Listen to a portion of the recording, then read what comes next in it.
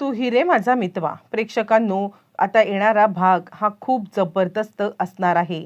भागामध्ये आपल्याला पाहायला मिळणार आहे की वल्लरी आत्तापर्यंत या सगळ्यामध्ये वाचत होती, पण यावेळेला वल्लरीचं भांडं मात्र फुटलेलं आहे. अनेक गोष्टींच्या उलगडी झालेल्या आहेत आणि वल्लरी या सगळ्यामध्ये एक्सपोज झालेली आहे प्रेक्षकांनो. मुळातच आता मात्र इकडे ज्या वेळेला असा काही प्लॅन इकडे ईश्वरीने रचलेला आहे आणि ज्या प्लॅनमध्ये वल्लरी बरोबर रीतीने अडकलेली आहे आणि इतकंच नाही आहे तर पुराव्याच्या सकट मात्र आता मामांच्या समोर, आजीच्या समोर कशा पद्धतीने भूतकाळामध्ये वल्लरीने कारस्थानं केलेली आहेत हे सगळं सगळं आणि या वेळेला वल्लरी सुटणार नाहीये. कारण असे पुरावे ईश्वरीने सादर केलेत की त्यानंतर वल्लरीचे कायमचे 3-13 वाजलेले आहेत. नक्की काय घडले? आता इकडे ईश्वरीने आपल्या जीवावरती खेळत अर्णवला घरी आणलेलं आहे आणि अर्णवला घरी आणल्यावरती मात्र आता इकडे इकडे आता अर्णव सांगायला लागतोय मुळातच हे कसं घडलं, काय घडलं मला खरंच काही माहीत नाहीये.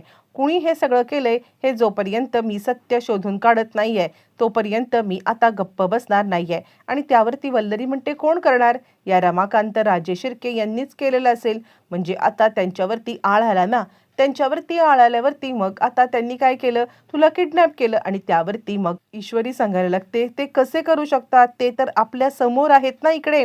काय बोलताय तुम्ही? आणि त्याच वेळेला मग आता इकडे अर्णवला सुद्धा कुठेतरी पटायला लागते की ईश्वरी जे काही बोलते ते बरोबर बोलते आहे. रमाकांत राजे शिर्के इतक्या खालच्या पातळीला नाही जाऊ शकत. त्याला आता कुणास ठाऊक का पण संशय आलेला आहे, तो म्हणजे काहीतरी वेगळं घडते. आणि त्यानंतर तो शिर्केंना कॉल आणि त्याला किडनॅप ज्या ठिकाणावरून केलं त्या ठिकाणचे सगळे CCTV फुटेज वगैरे आता गोळा करायला सांगतो. आणि त्यानंतर शिर्केंच्या ज्या माणसाने आपल्याला किडनॅप केलं किंवा ज्या माणसांनी आपल्याला उचललं तो माणूस सापडलेला आहे.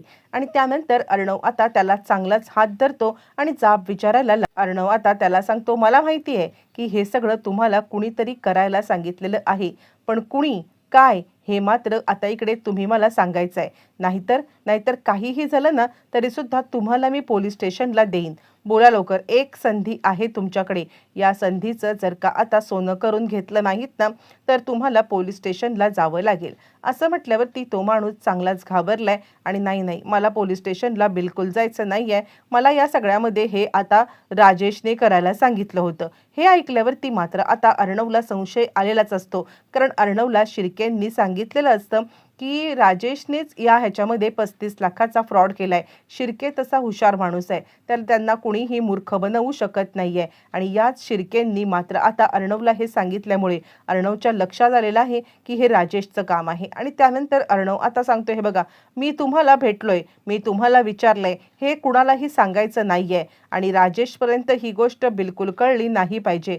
काहीही झालं तरी सुद्धा राजेशने या सगळ्यामध्ये गाफील राहणं हे माझ्यासाठी जास्त आता महत्त्वाचं आहे. असं म्हटल्यावरती आता मात्र अर्णवने पुढची खेळी खेळायला सुरुवात. त्यानंतर अर्णव आता घरी आलाय. घरी आल्यावरती राजेश आता सांगायला लागतो काय झालं?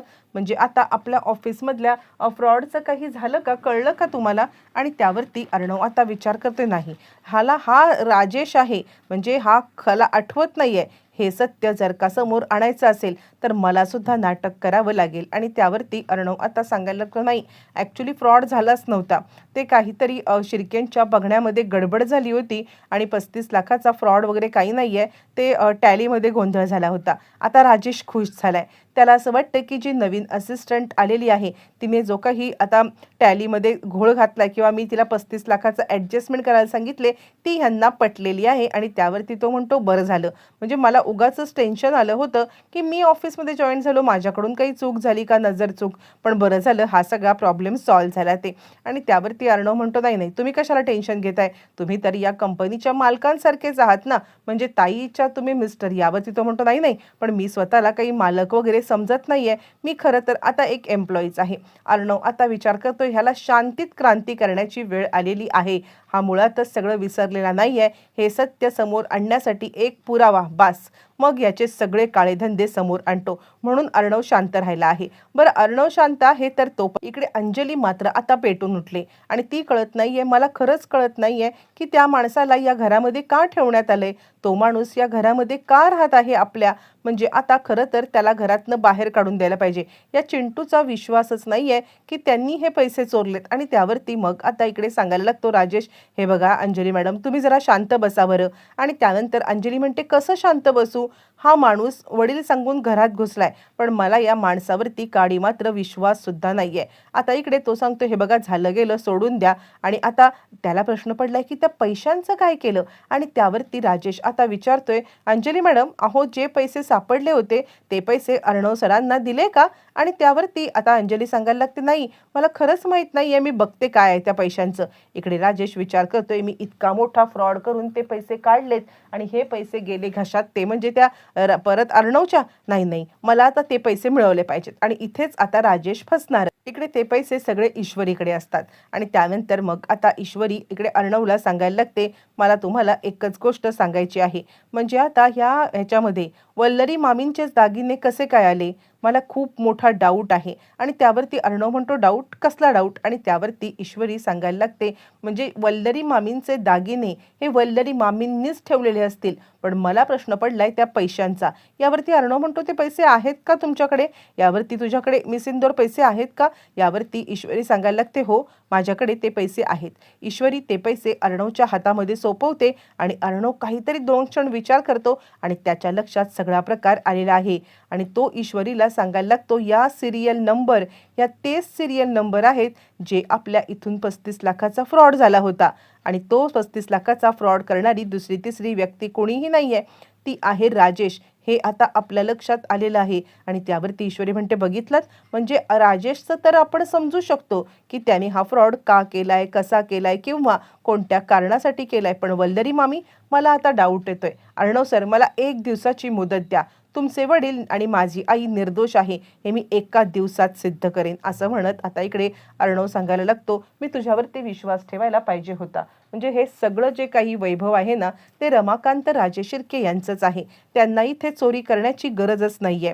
ठीक आहे, तुला 1 दिवसाची मी मुदत दिले, 1 दिवसामध्ये सगळ्यांच्या समोर सत्य आण. ईश्वरी खूपच खुश झाले आणि अर्णवला मिठी मारते. आणि मग ईश्वरी आईकडे आली आणि ती आता सांगते, आई चल, काहीही झालं ना तरी आज तुला न्याय मिळवून मी देणारच आहे. आणि त्यावरती मग आता इकडे ईश्वरी वल्लरीचा फोटो सुप्रियाला दाखवते. फोटो दाखवल्यावरती आणि त्यानंतर लगेचच आता सुप्रिया सांगायला लागते, हो ही तर तीच बाई आहे, ही तर तीच बाई आहे, पण हे तुला कुठे फोटो सापडला. यावरती ईश्वरी म्हणते, आई या वल्लरी मामी आहेत. असं म्हटल्यावरती सुप्रियाला खूपच मोठा धक्का बसलाय आणि सुप्रियाला जग जिंकल्याचा आनंद पण झालाय. आणि ती सांगायला लागते, चल आत्ताच्या आत्ता या बाईचा पर्दाफाश करते, म्हणजे इतके दिवस ही बाई माझ्यासमोर येत नव्हती, याच कारणासाठी ही आता समोर न येता छुपे वार करत होती, ते काही नाहीये, हिला आता चांगलाच धडा शिकवण्याची वेळ आलेली आहे. आणि असं म्हणत इकडे आता सुप्रिया निघालेली आहे आपल्या मुली. सुप्रियाला घेऊन आता ईश्वरी आल्यावरती सुप्रिया आणि रमाकांत एकमेकांच्या समोर आलेले आहेत. आणि त्याच वेळेला सुप्रिया आणि रमाकांत समोर आल्यावरती मग मात्र आता इकडे ईश्वरी सगळ्यांना बोलवते आणि जे काही भूतकाळात घडलं होतं ना, ज्या 2 लोकांच्या सोबत घडलं होतं, त्या 2 लोकांना मी तुमच्या समोर आणलेलं आहे आणि त्या आता या सगळ्याची शहानिशा होणार आहे. मामा, मला तुम्हाला एकच गोष्ट सांगायची आहे, वल्लरी मामी कुठे आहेत, त्यांना आत्ताच्या आत्ता समोर घेऊन या. यावरती मामा म्हणतात, वल्लरी. आणि त्यावरती वल्लरीचं काम काय, आजी म्हणते. आणि त्यावरती मग आता सुप्रिया सांगायला लागते, हो, कारण ही तीच बाई होती ज्या बाईने मात्र आता रमाकांतला धक्का बसताय, काय बोलताय तुम्ही. यावरती सुप्रिया म्हणते, हो, या त्याच बाई होत्या ज्या बाईंनी मला आता सांगितलं होतं की आतमध्ये इंटरव्ह्यू चालू आहेत आणि तुम्ही तिकडे आतमध्ये जा. आणि त्यावरती ईश्वरी सांगायला लागते, मामा वल्लरी मामींना बोलवा. मामा आता खूपच चिडलेले आहेत आणि वल्लरी लवकर बाहेर ये. वल्लरी तोपर्यंत लपून बसलेली आहे आणि ती बाहेर यायला बिलकुल तयार नाही आहे. पण आता ईश्वरी सांगते, वल्लरी मामी बाहेर या, काहीही झालं तरी सुद्धा तुम्हाला या सगळ्यामध्ये आता बाहेर येणं गरजेचं आहे. वल्लरी घाबरले. आता काय करू? ही धरणी दुभंगावी आणि आपल्याला आतमध्ये घ्यावं असं तिला वाटतंय. पण आता हा चमत्कार मात्र आता ह्या कपटी बाईसाठी होणार नसतो. आणि त्यानंतर मामा आता जोराजोरात ओरडत आलेत, वल्लरी, वल्लरी लवकर बाहेर ये. वल्लरी ऐकायला येतंय तुला? आणि वल्लरी चांगलीच गडबड. मग मामांनी हाताला धरून वल्लरीला सगळ्यांच्या समोर आणले. समोर आणल्यावर ती सुप्रिया जोराजोरात बोलायला लागले, हीच ती बाई, हीच ती बाई. याच बाईने मला आता इकडे सांगितलं होतं की रमाकांत राजे शिर्के यांच्या इथे जा म्हणून. असं म्हटल्यावरती वल्लरी सांगते, कोण आहेस तू? काय बडबडतेस तू? वेड्यासारखं काहीतरी बडबडू नको. आणि असं म्हटल्यावरती मग आता ते सांगायला लागते, तूच होतीस ती बाई. आणि त्यावरती मामा म्हणतात, मला तर डाऊट होताच की ही बाई काहीही कारस्थान करू शकते. मला पहिल्यापासून डाऊट होता, पण मला कन्फर्म नव्हतं. असं म्हणत मामांनी थोबाड फोडलंय. आणि थोबाड फोडत मामांनी आता तिला सांगितलंय की या घरामध्ये बिलकुल राहायचं नाहीये. वल्लरीचं एकदाचं कारस्थान उघडकीला आलंय आणि रमाकांत राजे शिर्के यांना आता न्याय मिळालेला आहे.